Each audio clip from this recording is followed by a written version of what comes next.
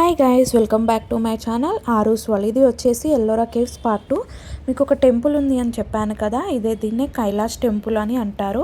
Ellora caves అంటారు are Kailash temple, రెండు విధాలుగా పిలుస్తారు. అండ్ ఇంకొకటి ఏంటంటే ఇదంతా 4000 టన్నుల రాయి అంట. ఈ రాయిని మొత్తాన్ని పైనుండి కింద వరకు చెక్కారు అంట. అరౌండ్ 107 feet ఉంటుందంట ఈ రాయి. ఆ కాలంలో ఇది చెక్కడం అంటే చాలా గ్రేట్. ఈ రాయిని చెక్కడానికి మొత్తం మనకు వచ్చేసి 18 సంవత్సరాలు పట్టిందంట.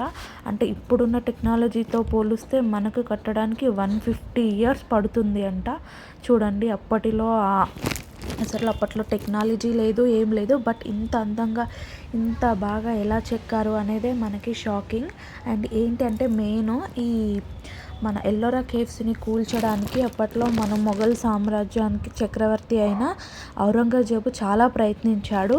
ఆయన లక్షలాది సైన్యాన్ని పంపి అరౌండ్ 3 years పాటు